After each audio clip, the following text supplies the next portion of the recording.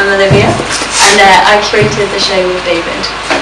So I'm going to talk about these two books which have been really influential on my work, and then I'm going to talk about the two installations that I made prior to this one, which will hopefully explain this one a bit more and make it make sense. So these two books I wrote quite a few years ago, Supercan and Society of the Spectacle. Supercan is about this environment that's been made in France where people live, and the characters are living in a world where work has become leisure and leisure has evolved into madness. So it's really chaotic and strange, and the seemingly perfect world has culminated in this loss of fundamental human values, like in relation to emotion and understanding. So that's really informed a lot of how I think about the world anyway, and it's kind of confirmed a lot of my views of society in general. And then Society of the Spectacle is an exploration into the idea that we live as a spectacle in this constructed environment. So it traces the development of a modern society in which authentic social life has been replaced with its representations. So for me that's really key in thinking about celebrity culture and how we view life through that.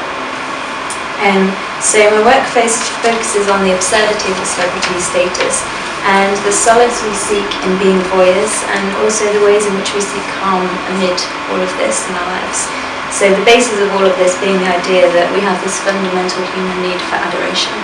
So everyone just wants to be loved, and we kind of seek that through everything. And so the first, this is the first show, which was, so this was my degree show, and this was essentially a room filled with props. So the first one is this swimming pool, or like luxury bath. I basically just googled like luxury items, and there were loads of marble baths and pools, so the water isn't real, but it's this top screensaver that I found on the internet, and then the plant hanging above it is just like a floating plant. And then I made these little gold nuggets that sat on top of plinths, and obviously that one's not a plinth, but there were plinths. And I did drawings of the top tourist destinations of the year, which was 2013. So all of this illustrates the state at which many of our desires and ideals reside, I think, which is not always coming into fruition, but instead channeled through like the items that we surround ourselves with. And I kind of see them as like snippets of potential for a better life, really. And then it had a soundtrack, which I've not got on here, but it was Birdsong, which is used to induce relaxation and a sense of well-being generally.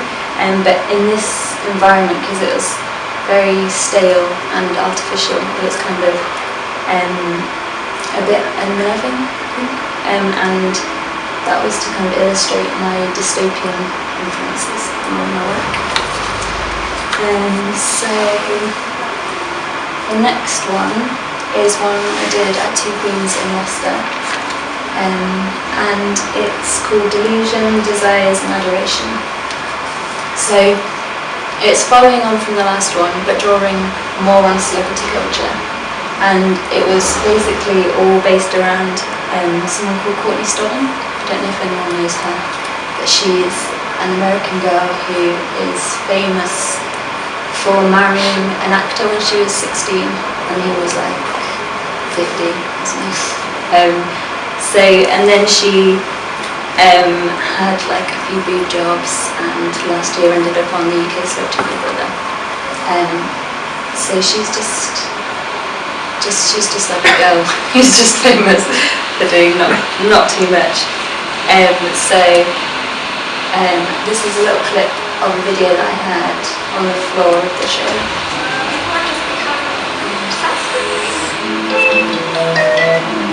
Hi. People have just become obsessed with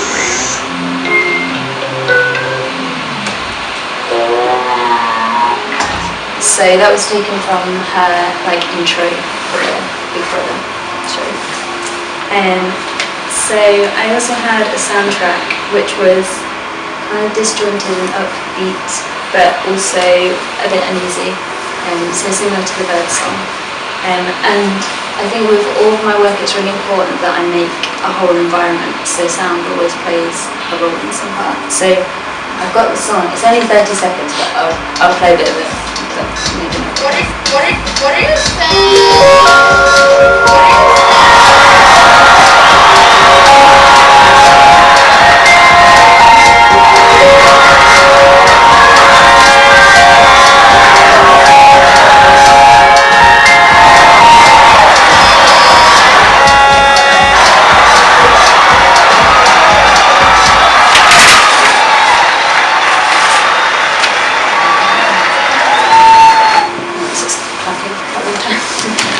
So this is the inside of the space.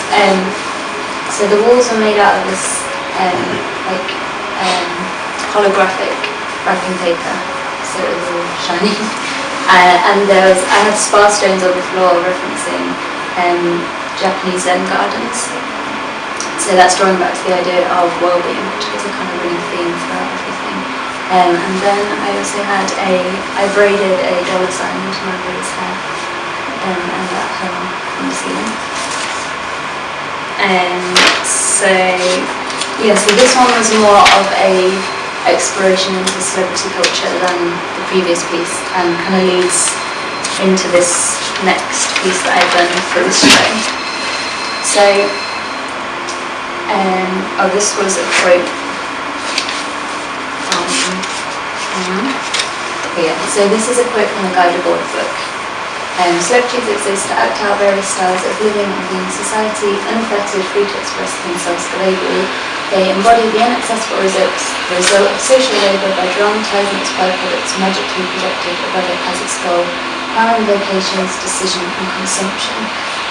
So I think celebrities are this kind of pinnacle of society, and a lot of people want to be a celebrity, but also we use them to project our desires onto. So obviously not everyone can be a celebrity because that's just not possible, because no one will be one.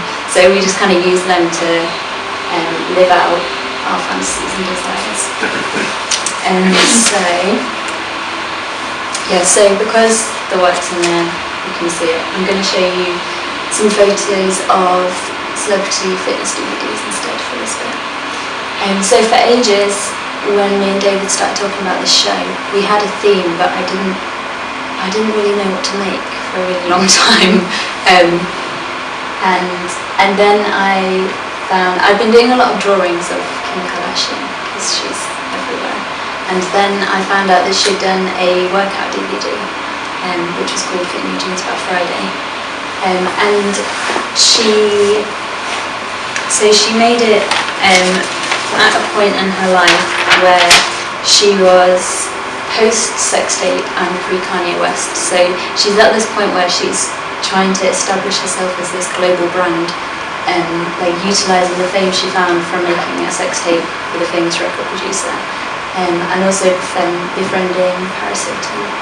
And then she's not yet married to Kanye, and her family hasn't yet got a reality show, so she's kind of struggling through this tiny bit of fame that she's found, trying to make herself into something. So I feel like the workout DVD is a go-to move for someone who's grappling with this idea of being a celebrity. Which, I don't know, there are so many soap stars. I mean, all of these are reality stars and soap stars, and it seems they get to a point in their career where they need they need a boost, so they do a workout DVD. Which, for me, I think is a really obvious cry for help and our attention. And I feel like when someone releases a workout DVD, they need a cuddle. I don't know, maybe that's harsh, but I think that's pretty fit. So I really like the idea of this social. I'm Olivia, and I created the show with David. So I'm going to talk about these two books which have been really influential on my work, and then I'm going to talk about the two installations that I made prior to this one, which will hopefully explain this one a bit more and make it make sense. So these two books I read quite a few years ago, Supercan and Society of the Spectacle. Supercan is about this environment that's been made in France where people live, and the characters are living in a world where work has become leisure and leisure has evolved into madness. So it's really chaotic and strange, and the seemingly perfect world has culminated in this loss of fundamental human values, like in relation to emotion and understanding. So that's really informed a lot of how I think about the world anyway, and it's kind of confirmed a lot of my views of society in general. And then Society of the Spectacle is an exploration into the idea that we live as a spectacle in this constructed environment. So it traces the development of a modern society in which authentic social life has been replaced with its representations. So for me that's really key in thinking about celebrity culture and how we view life through that. So my work focuses on the absurdity of the celebrity status and the solace we seek in being voyeurs, and also the ways in which we seek calm amid all of this in our lives. So the basis of all of this being the idea that we have this fundamental human need for adoration. So everyone just wants to be loved, and we kind of seek that through everything.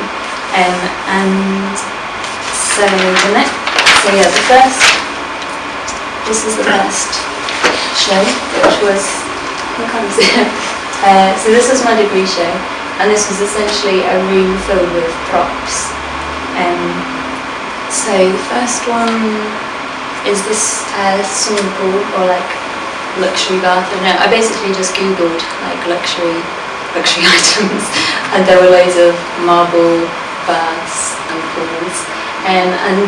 So the water isn't real, but it's this top screensaver that I found on the internet.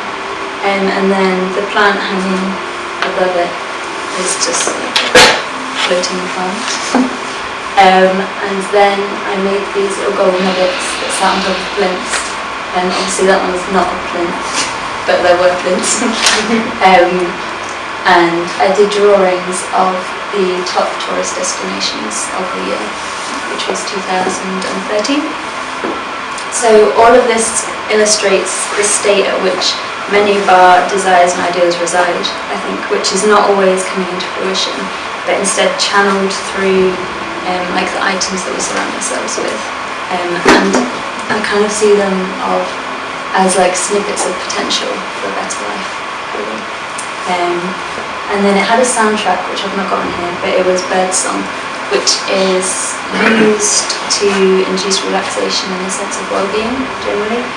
But in this environment, because it was very stale and artificial, it was kind of a bit unnerving, I think. And that was to kind of illustrate my dystopian influences in my work. So the next one is one I did at Two Queens in Leicester, and it's called Delusion, Desires and Adoration. So it's following on from the last one, but drawing more on celebrity culture, and it was basically all based around someone called Courtney Stodden. I don't know if anyone knows her, but she's an American girl who is famous for marrying an actor when she was 16 and he was like 50 or something. And then she had like a few boob jobs, and last year ended up on the UK Celebrity Big Brother. So she's just like a girl who's just famous for doing not too much. This is a little clip of a video that I had on the floor of the show.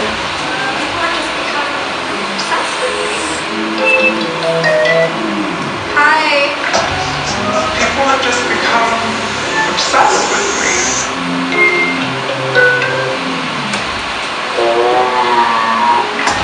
So that was taken from her like intro for the Big Brother show. So I also had a soundtrack which was kind of disjointed and upbeat, but also a bit uneasy, so similar to the bird song. And I think with all of my work it's really important that I make a whole environment, so sound always plays a role in some part. So I've got the song, it's only 30 seconds, but I'll play a bit of it. What are you saying?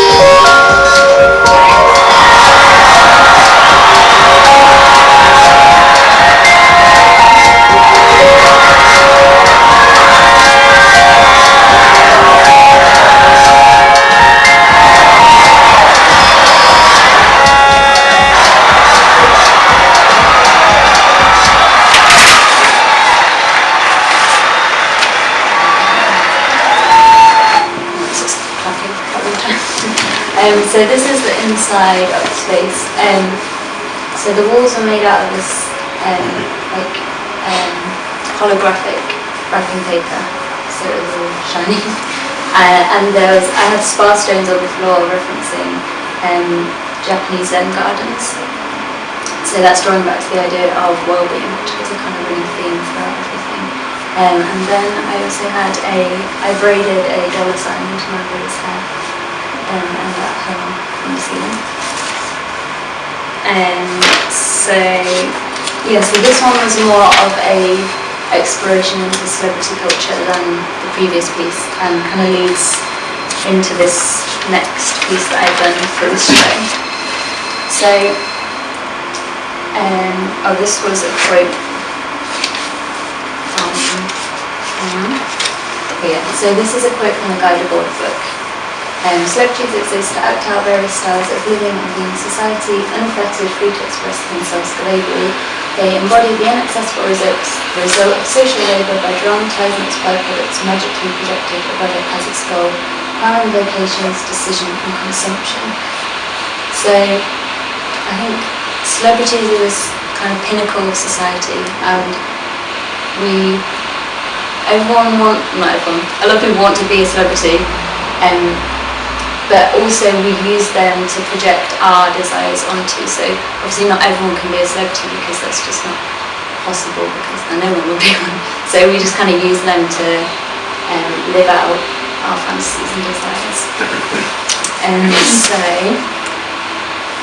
So because the work's in there, you can see it. I'm going to show you some photos of celebrity fitness DVDs instead for this bit.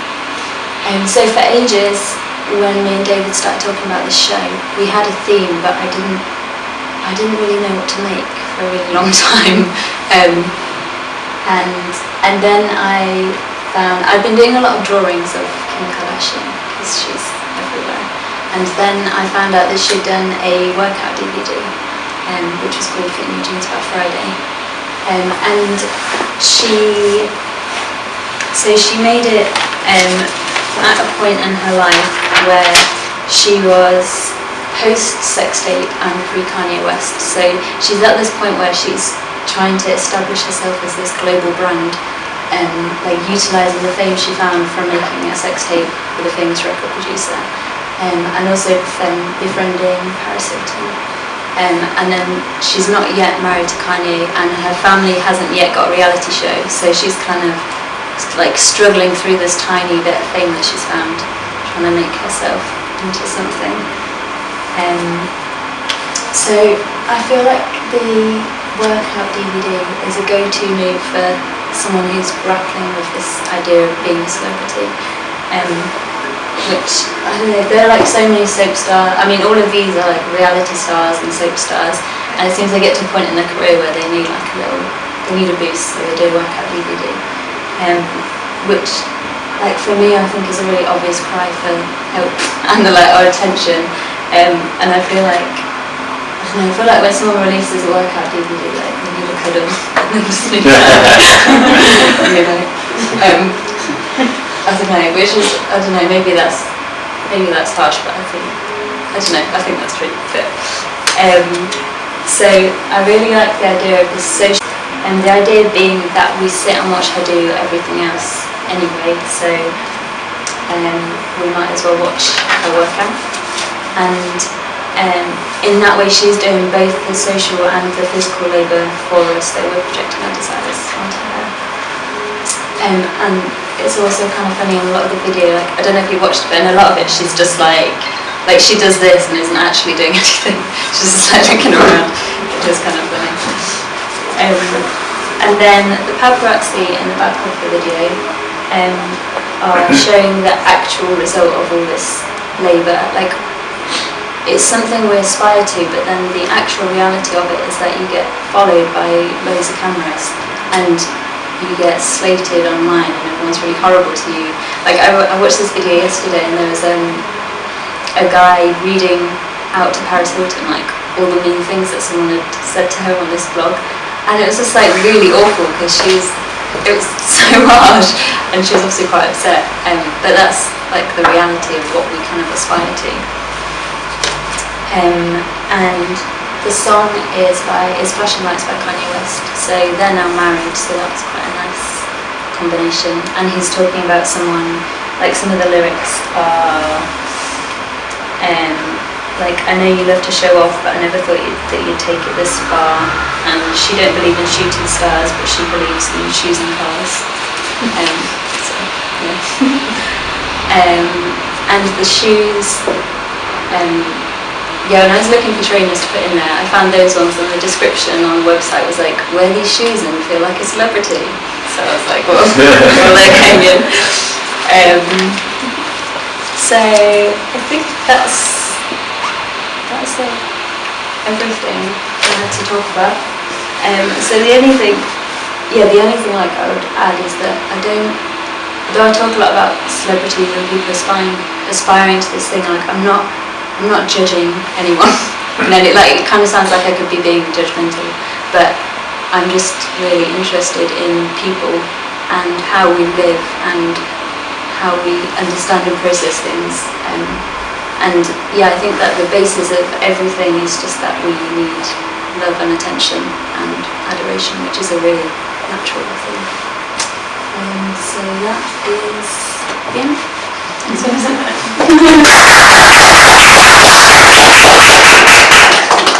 And the idea being that we sit and watch her do everything else anyway, so we might as well watch her work out. And in that way she's doing both the social and the physical labour for us, so we're projecting our desires onto her. And it's also kind of funny in a lot of the video, like, I don't know if you watched it, but in a lot of it she's just like she does this and isn't actually doing anything.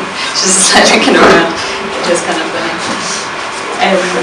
And then the paparazzi in the back of the video are showing the actual result of all this labour. Like, it's something we aspire to, but then the actual reality of it is that you get followed by loads of cameras and you get slated online and everyone's really horrible to you.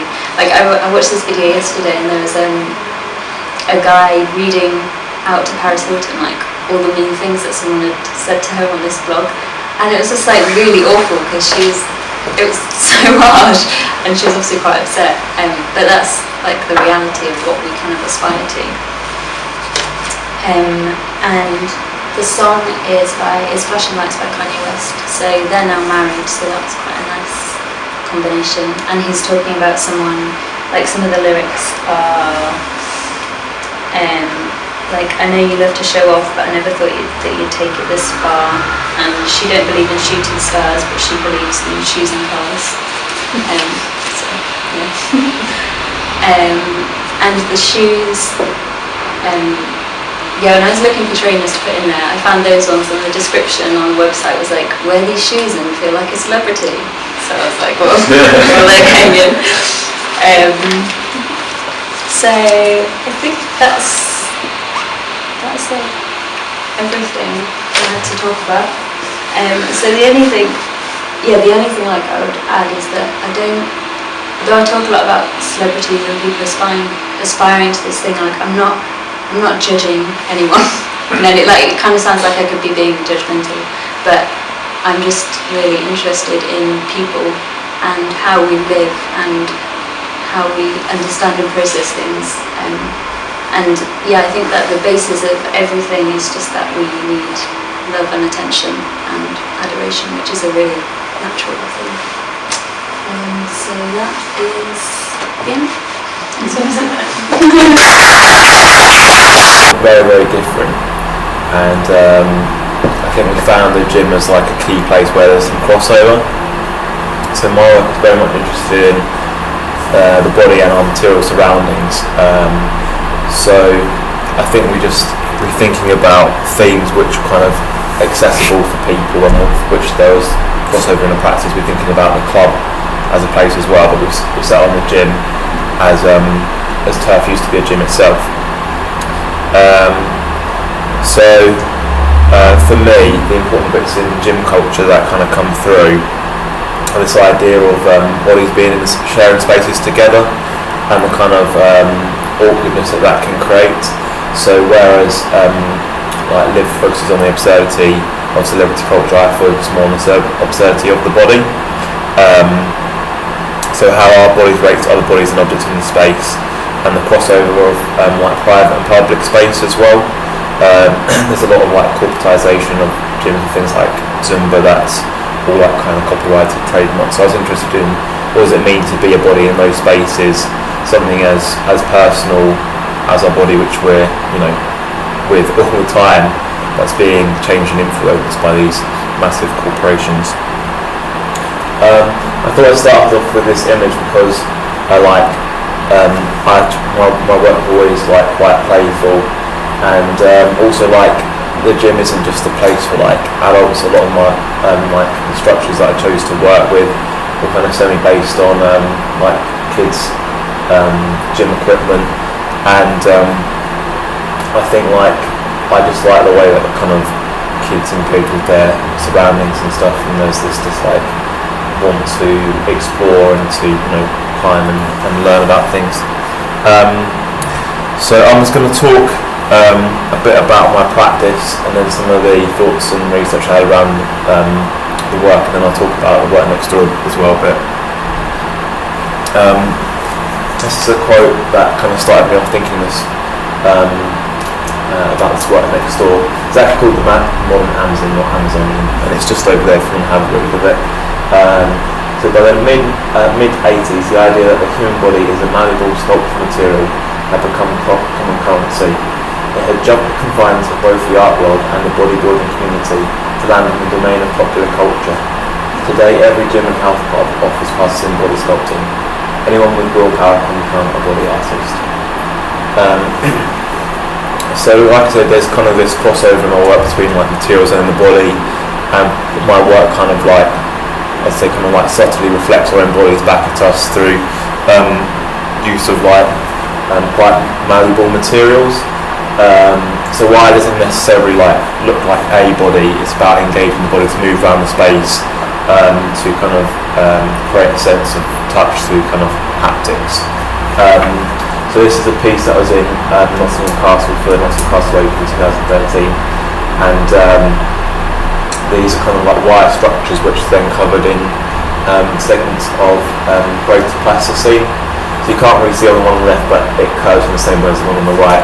So it's supposed to kind of engage people to look around, move around the space, and activate the body in quite a simple and playful way. This is another show in Nottingham, a gallery called Backlit, which is a really good gallery,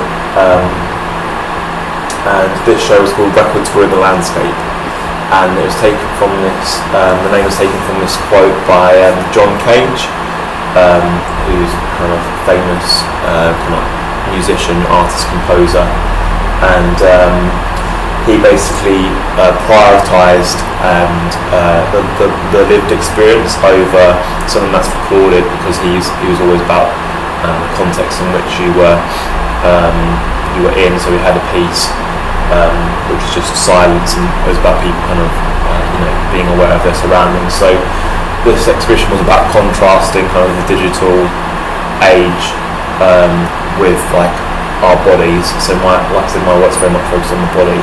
So this work was about having kind of glossy sheen of like kind of the digital world, but very much kind of activating the body. balls are made out of gel, so people were like kind of picking them up and playing with them. Someone squished one from the floor, which is always nice. Always seems to be some kind of damage to my work. And then this is another piece in Nottingham Castle. They have a cafe table commission. So they basically just have these vitrines in their tables in their cafe, and they commission people quite regularly to make new work for them. So this is called Decay and Ruin.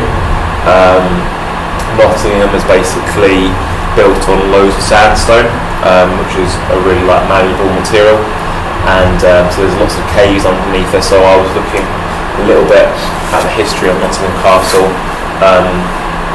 which has gone through various states of disuse and repair, and also the kind of like organic environments. So there's parts where it's kind of on a cliff where the cliff has fallen away, and they've put up like this kind of resin cliff thing.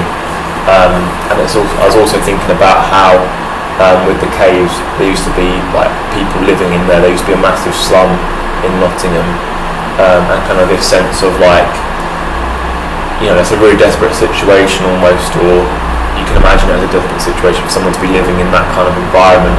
But now we're kind of quite removed from that. You know, there's glass and fences preventing people from getting in those places, and we kind of view it with a very kind of historical, detached, removed lens.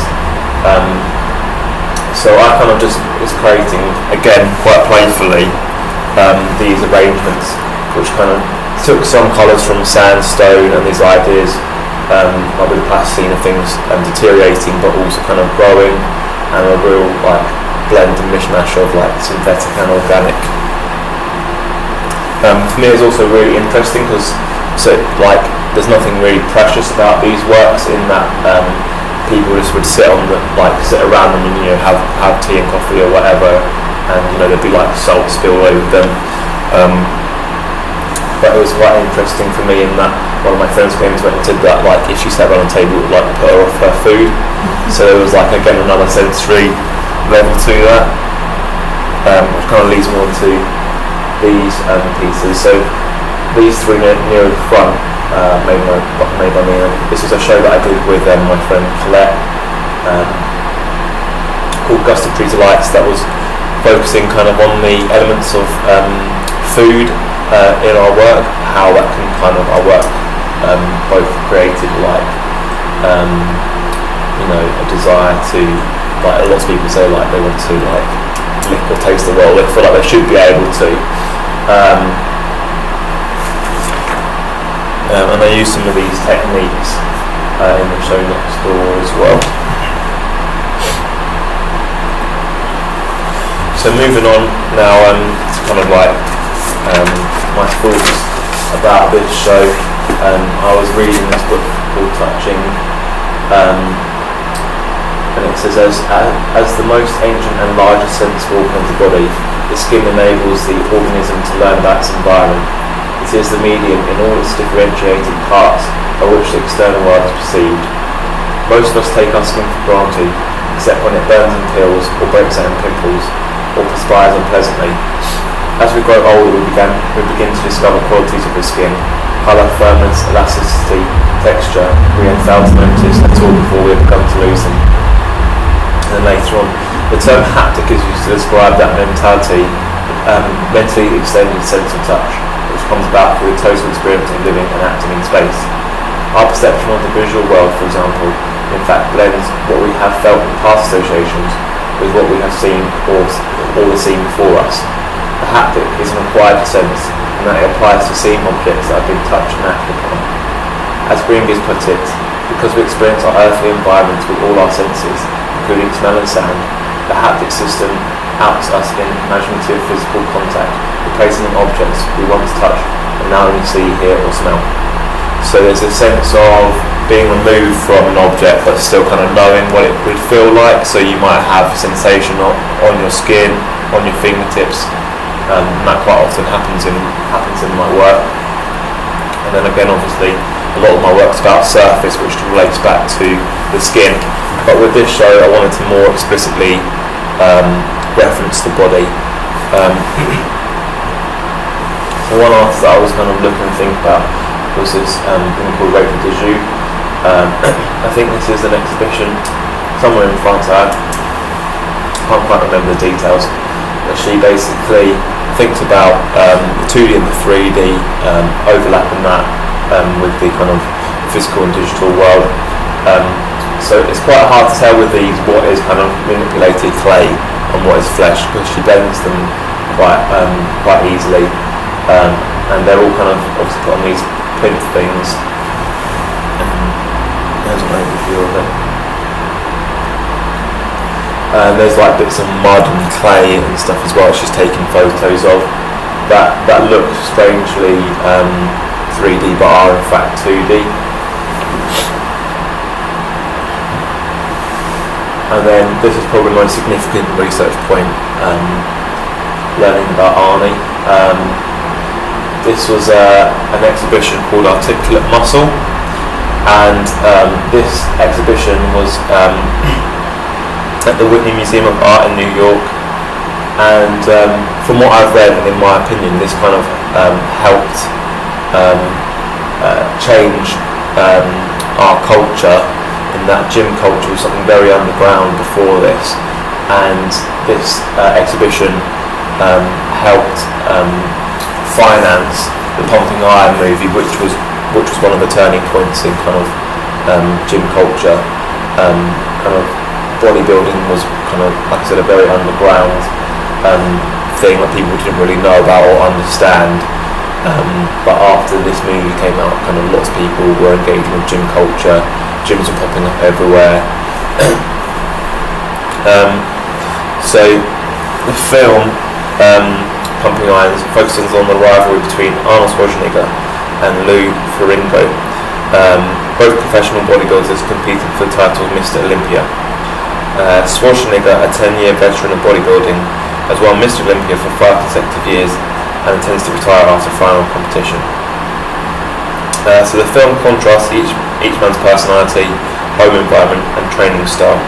Schwarzenegger is extroverted, aggressive and works out with other bodybuilders at Gold's Gym and Muscle Beach, whereas the quiet reserved Ferrigno, who went partially deaf after a childhood ear infection, trained with his father in a dimly lit private basement gym. Whereas Ferrigno surrounds himself with his family, Schwarzenegger is accompanied wherever he goes by other bodybuilders, porters and beautiful women. So as I was saying, following the Mr. Olympia contest, the production ran out of money and ended up in development hell for nearly 2 years. In an effort to raise funds, Butler, I think was director, arranged an exhibition with the Whitney Museum of American Art in New York. Bodybuilders would become living sculptures posing on rotating platforms, while art critics analysed the aesthetics of the bodybuilding physique and compared and contrasted the men to Greek sculptures. To increase interest in the event, Butler arranged for Candice Bergen to be a celebrity commentator. Schwarzenegger also agreed to appear as one of the living sculptures, having received modest attention for his Golden Globe appearance in the film Stay Hungry. The event proved to be a great success, generating more money than Butler had anticipated and allowing him to complete production on the film. Upon its release, Pumping Iron became a commercial and critical success. Schwarzenegger's popularity grew beyond that afforded to him by Stay Hungry. Although bodybuilding had been around before, prior to the film's release, a subculture regarded by many as being on par with early 20th century freak shows, the film normalised the idea to the point that interest in bodybuilding began spreading into mainstream American culture. In the years following the film release, hundreds of commercial gyms began appearing across the United States as demand rose for access to weightlifting materials.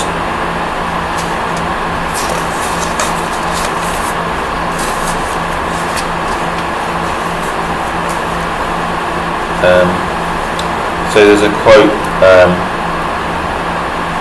from Pumping Iron that says, "The body itself is an art medium, malleable, capable of being aesthetically dominated, and formed the way that clay is by a potter." And at the beginning of the film, Schwarzenegger also kind of compares himself. He says, I think in an interview asked him, "Do you see yourself as an artist?" And he says yes, because we can kind of add clay on here and change, but we do things the hard way, kind of like sculptors have it easy, which I thought was like really interesting and I really like that crossover with my work of thinking of the body as something. I think that we don't necessarily see as changing like in our day-to-day existence, but it is something that does change and is malleable, and it is like really quite transient. So with that, I was also thinking about, as you were talking in your discussion earlier, like about the changes and marks that kind of appear as you train. So if you are someone who has quite a lot of weight, you might have kind of scars on you where you've lost body fat, or you might develop stretch marks from your muscles as well. I was also thinking a bit about sportswear, which is obviously like really in fashion at the moment, and I was thinking about that as a blend and another layer, and different layers of kind of revealing and concealing that can happen in the gym, and doesn't really seem to happen in any other place.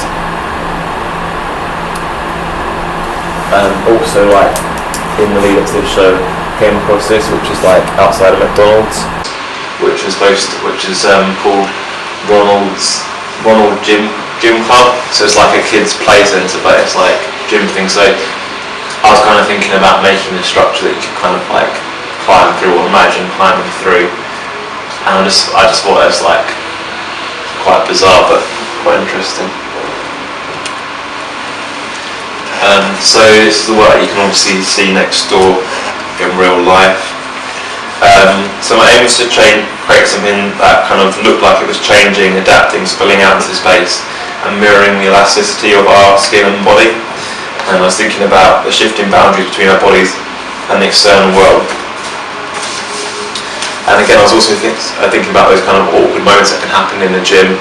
Say like you're sitting in a sauna and another person comes in and sits next to you, and there's this sensation of like you're very aware of of someone else's body, of perhaps the sweat that's on there and on you, and equally like maybe you're going through a changing room and you might see someone's feet under the door, or you're just aware that there's like there's people getting changed, and there's a really kind of awkward collision of like private and public space. A woman called Catherine Dunn suggested that the boxing gym is a space for intimacy between men, unsullied by questions of motive. It is certainly true that very specific forms of intimacy develop in the gym. So it's this place that's like extremely intimate, but then also extremely public. Anyone can walk into the gym.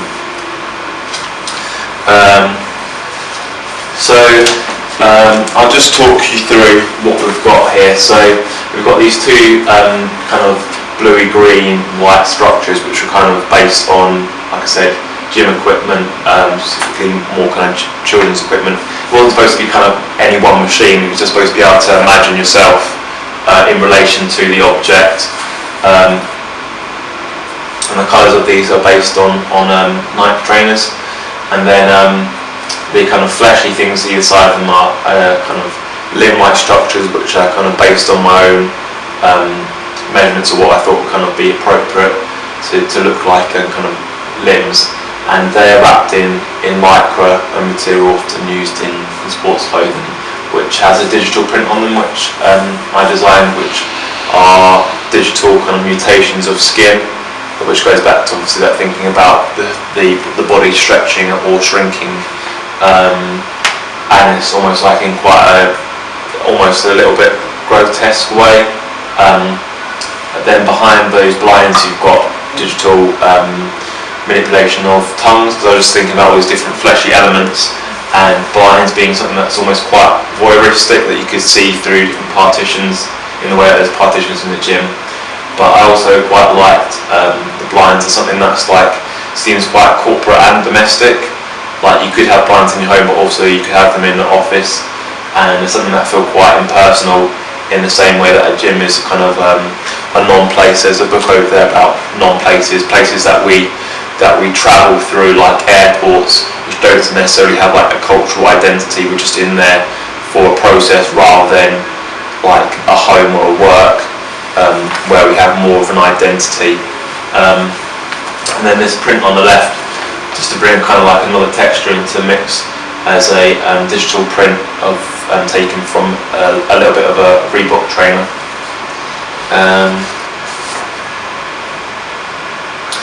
I think that's actually it. It's quite a couple more images.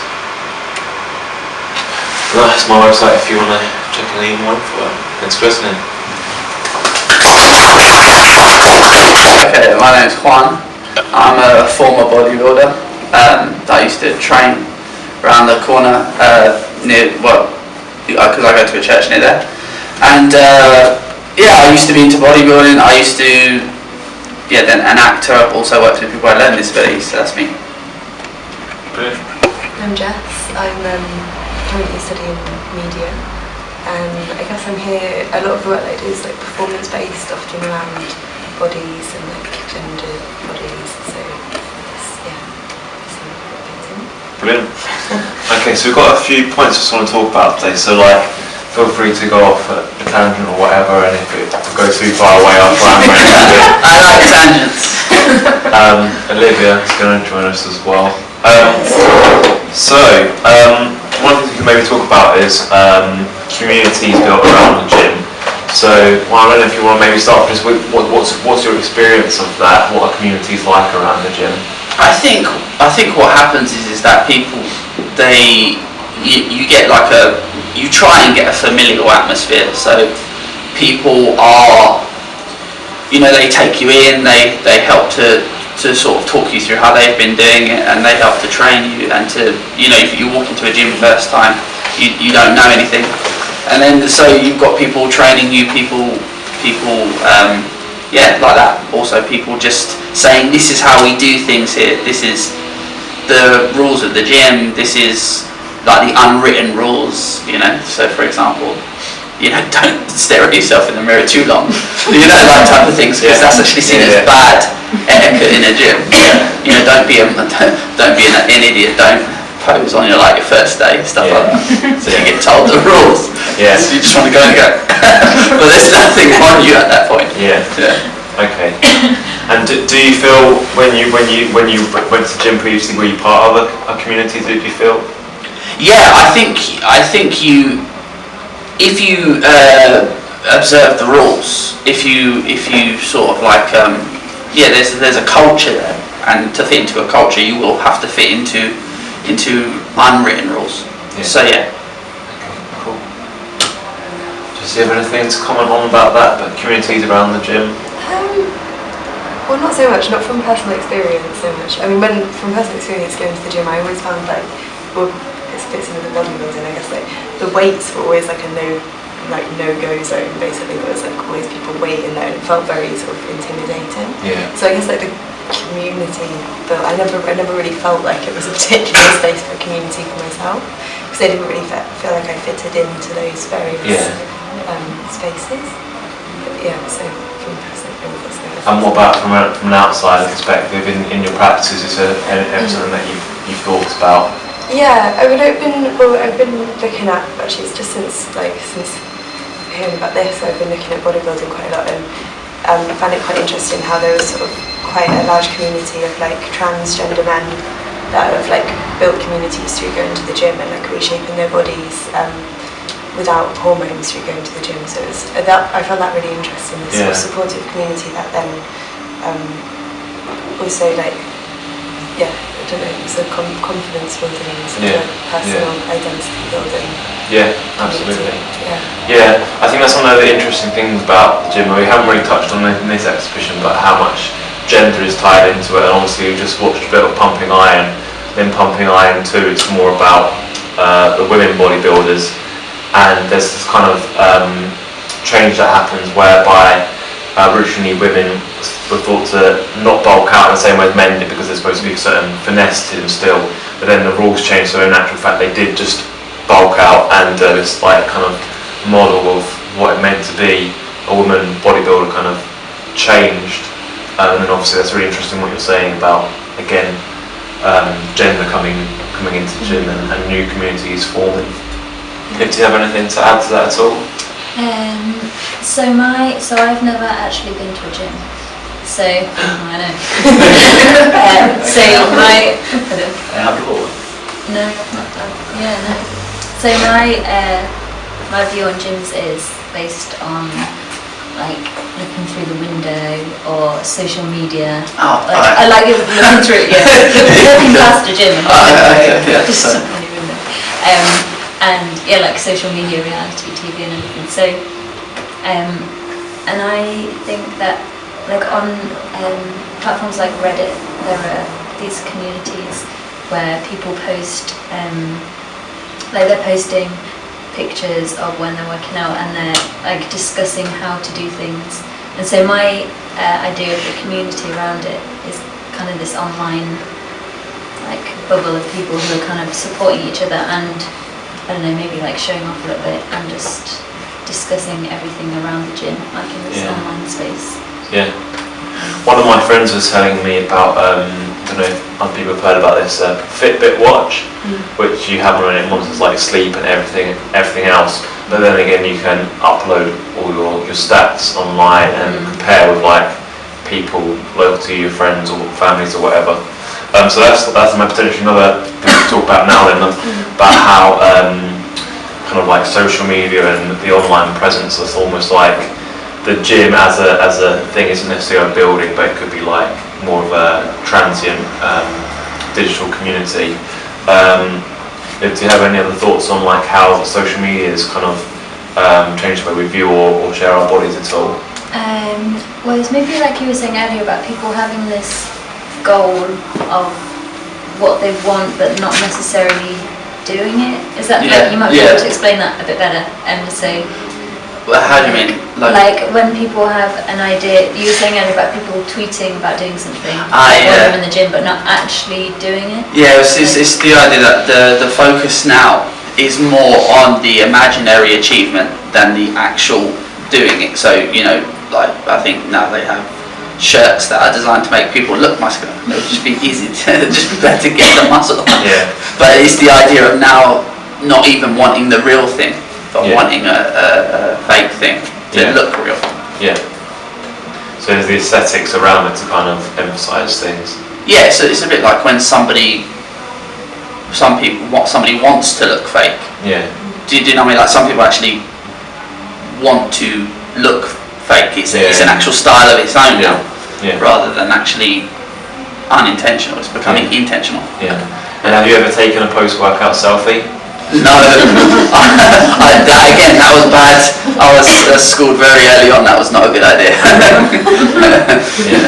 Well, in the gym I was in, you'd probably get treated badly for doing that. Depends on what type of gym you're in. Yeah, absolutely. Because I mean, the actual title for the show came from looking at popular hashtags for the gym. So things like hashtag gym life. Some other quite good ones coming onto my head. Instafit. Do you remember any of them? No, I can't. But there are loads, aren't they?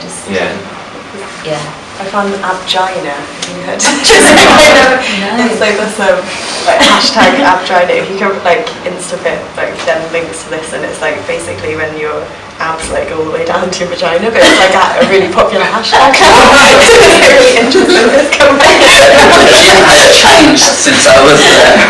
Yeah. Well, also that sense of like hypersexuality, which again we haven't touched on. So tell us a bit more about the lifestyle that you experience around being involved with the gym. I think what you would do is you first. I mean, when you first get in a gym, obviously there are all these weights, all these nutritions. Never lifted a weight in your life before. So you're trying to work out what repetition is what and what angle is the best, and it's incredible just how much you have to learn. And then you've got to do the nutrition, so you eat 6 times a day, you wake up really early, you go to bed really late, and then you get up early, you eat, you train, you get up, you eat, you train. You literally just eat, train, learn, eat, train, analyse what you've done, learn. So you try to become a student of the body. So you say, okay, well, I worked my pectorals from this angle today, maybe next week try that angle. Then you get a bit impatient and do it again after 2 days. So impatience is a big problem. That's the lifestyle. It's eat, train, learn, eat, train, learn, work if you're working, eat, train. And then I used to get all my 6 meals, put them in a bag, take them to work at each time of day. You know, take a bit of time out, eat, because I work with people with learning disabilities, so I was able to do that. Eat, then you wait a few hours, eat again, then go to the gym, and then you have all your containers for the day. Yeah. And then you're like waking up at night for a protein drink, and then that should be enough to last you 5 or 6 hours until the morning, and then you get up and do it again. Yeah. Just, do you have any thoughts on that at all, about bodies and the lifestyles connected to gym culture and that sense of routine at all? I guess I'm not like that well versed on this actually, but it's really interesting what you're saying, that it's sort of kind of scary how obsessive you have to become to do that. Like it sort of brings some human to have to like do like not be able to forget things and have to sort of. Yeah, I mean, it's the body is malleable, but only for bodybuilding, only under what you're doing is you're basically using heavy weights you're forcing the body. It's an extreme malleability. It's not like you're not being gentle with your body. You're absolutely battering it to change. So it's not a natural change. You wouldn't do it without weights that size anyway. So I suppose again that's only one side to the gym, isn't it? The bodybuilding side, and lots more people just kind of will more just like dip into the gym, or they might take a class. They might just go to do like Pilates. Yeah, but we don't like that. Yeah. That's just one side. That's one side of what the gym can provide at the moment, isn't it? Yeah, people do. People go there for other things now, but that sort of changed it. Traditional bodybuilding gyms like that are pretty much non-existent now. Yeah. So. Yeah. But I think from pumping iron you can kind of see that grows from both kind of boxing gyms and bodybuilding gyms into what we have today, with lots of different classes, lots of different corporate organisations of like making new brands like Zumba. That's terrible. And then like things like what Olivia's work kind of touching on with celebrity workout videos, all these people pushing certain ways to make you look a certain way to, like associated with however they look. Liv, do you have any more thoughts on that at all? I mean, I guess the thing with workout videos, it's always people, I mean, like you said earlier, it's very quick. It's always like in 2 weeks or in, I don't know, like 2 days, however long, which is kind of unachievable, and they've probably not done that in enough time. And like on the cover, it's always really funny, there's like a really horrible picture of them in like a bikini, like, you know, like running out of the water or whatever some of them were, and then one of them like really, you know, like reposing and sing, and it's kind of unattainable and unachievable. There's also like this sort of idea of like shame of the body, and shaming people into like you have to like, do this. It's like it's really bad, but I don't think it's a good thing. Just how do you think that's come about, the idea of shaming bodies? Like, what do you think that looks like at the moment? I guess like media is like wholly responsible for that. This sort of like circling of like body parts and this is right, this is wrong, sort of a very sort of one-sided view of what bodies should look like. Yeah. I found actually the like bodybuilding really interesting in relation to that. I think because it's like sort of this, it's a non-normative like ideology of a body. It's this sort of really overblown body. And in the Pumping Iron 2, the women's version, I found that really interesting with the sort of the one woman Bev who like got really really large, and there was this the judges just have this like breakdown. So it's like, it's not a feminine body. We can't judge this because it's not. And then so I found that really interesting, but also the sort of way that the media portrays it now that's so counterproductive to like what that may have done to sort of the feminine body. So I mean, that's obviously again only one side of things. Maybe we can talk some like the positives around the gyms. I don't know, what do you think was a positive that you took away from your experience of being involved with gyms? I think it's definitely, you learn a lot about nutrition, you learn a lot about the human body. It encourages, strong work ethic. You genuinely are partaking in something that is both necessary and pleasurable at the same time. So you definitely learn a lot about the human. You learn a lot about the just how the human body is designed to function. Weak points that you have that you never knew you had, and strengths you had that you never knew you had. So yeah, you can be positive in that sense. Yeah. Do you have any thoughts on that at all? I really like the idea of like studying your body and learning things, and kind of just developing that knowledge of yourself. I think that's really interesting. Yeah, understanding the body better. So does anybody have any questions or anything that could open the conversation up wider, or if there's anything more that you three want to share at all? I have a question. Why did you start bodybuilding? What was it? That's a detailed question. I'll answer it in a personal way. I think you do. Firstly, I got sick before I started going to the gym, so I became vulnerable in terms of I got sick, and I was surprised at how sick I got. So I thought I have to be stronger. I also felt. I do think you do go into a gym, and what you do want love. Ironically, you want love, So I'm a Christian now. I find that love in the glory of God, and I'll be honest about that, and that's where I believe it's found for us. But I went into the gym looking for that. But I ended up going the other way. I ended up becoming like body dysmorphic. So you go into the gym looking for love, but you find yourself. It's a love that mutates, because then you need more love, and you need more size, and you need more. It's just it's very, very dangerous if you don't analyse your motivation for doing it, because then when you go, you start because you say, oh, I want to look better, but there's always that hidden motivation. Why? Do you know what? Once you've got healthy, you need a motivation beyond simple. Bodybuilding is also about aesthetics. It goes way beyond necessity. So then you have to analyse your motive, and usually the motivations beyond are not healthy. Once you've got to a healthy stage of being, any motivation to go further is probably love-based or security-based. Always up, always eating, always obsessing, always detailing, what can I do here, and what can I do here, and then you've got to work as well. You see, at the professional level they don't have to, but amateur you do, which means then you've got a job and eating 6 times a day whilst doing an 8-hour job, and then training for 2 hours. Man, you can't do it for that long. But of course it's painted out, do it in 2 weeks. It's made to sound achievable. Sure. Any other questions or thoughts? Was it just men in your gym? Mostly men. Mostly men. There were some women, but most women feel quite intimidated by it.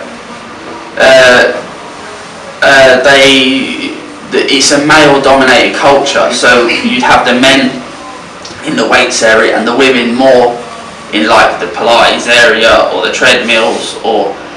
But a lot of women did actually want to lift, but they didn't feel sort of comfortable to, because there are a lot of men packed into a small space.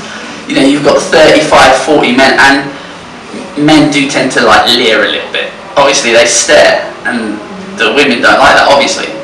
So did it increase your testosterone levels, or are they all taking the protein shake? You definitely what are they doing? You definitely feel it brings out some of the best qualities you have, but also some of the worst ones. Like aggression. Yeah, you become aggressive, competitive. Someone's doing better than you don't really like it. So it's that sort of thing. But it also brings out your best qualities, like hard work and if someone's struggling with a weight, because you'd literally see people break down and be upset because they're not getting anywhere. So they're like, oh, I can't build muscle here, I can't build muscle here. And you see people try to comfort them and help them, So it brings out the best, and also some of the sad things, like, why is this so important to us? Do you know what I mean? Yeah. I've maybe got a question for the outsiders. Jazz is done, buddy. No.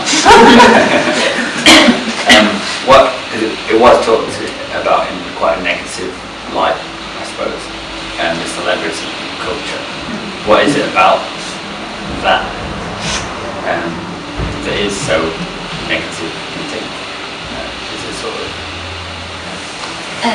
So so the celebrity, general idea of being a celebrity, I think is maybe negative just because it's not really real life. And I think we're kind of, I feel like we're kind of striving for something that we don't wholly understand. And if everyone was actually at that point, they'd think maybe this isn't really quite what we want. So that's kind of where my negativity comes from, I think. So, On that. yeah, people maybe could have more realistic... Yeah, and if we had like a more realistic aspiration, we might be interested in more interesting things, maybe, I guess, rather than just like trying to not be overweight or, you know, or like look perfect. I think I'd like just repeating on that, like I think also this, maybe this sort of celebrity like culture is very based around a sort of very specific ideologies that really don't relate to like most people. Yeah. And so it sort of provides a sort of poster for normality that just doesn't exist. And so yeah, I think it can be quite dangerous personally from that side. Yeah, no, yeah, I agree with you. Anything else? Just wanted to ask about much more of like the gym culture, the community itself, because it seems like such a self-obsessed way of life. So it's very singular. I mean, is there much of a community around it? People build lots of, I mean, I suppose human beings generally build everything around some form of self-obsession. You just find people who are the same, obsessed with the same thing as you are. And then that's what communities are.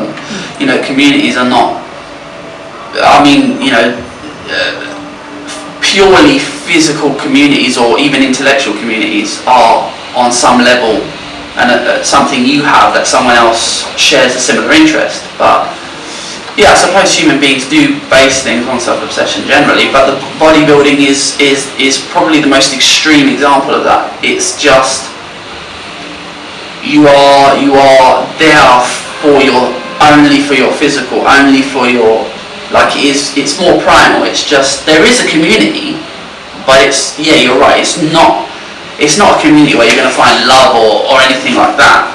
But I suppose you can trick yourself for a while in terms of, if you've got somebody with the same obsession as you, then you can build a friendship on it. You can. I mean, look, even serial killers have built friendships, right? Because anything you do that someone else does, anything you're as obsessed with as the other person, you will have a community. It's not actually a community, but you'll have something that looks like one until you assess the inner motivations and competitions within people, and then when all that starts coming out, then you realise there's no community, but you can look like one. So yeah. I guess like the true test of the community is where you're building friendships with people that you don't necessarily have similar interests. But I don't know. Well, yeah, I think if I can give a personal answer. Am I allowed to? Yeah. Yeah, I mean, I think, you know, one of the reasons I ended up in church was because of that. You know, the point is most human beings, as far as I'm aware, we have we still have a thought about self. So community has got to be based on the needs of the other. I think that's how you have a genuine community. You know, so you're not there for yourself. You're actually laying yourself down for someone else. That's a community, effectively. But I don't know any outside of spiritual life where that exists. Personally, I don't know if human beings can do that. So that's just my personal opinion. But bodybuilding, yeah, I don't think you can do that there. Right, do you guys have any last thoughts about what we've discussed today? I don't know if I have any last thoughts. Okay. Okay, we'll leave it there then. Thank you very much for What wants to come? That was on to me about that. Brilliant. Cool.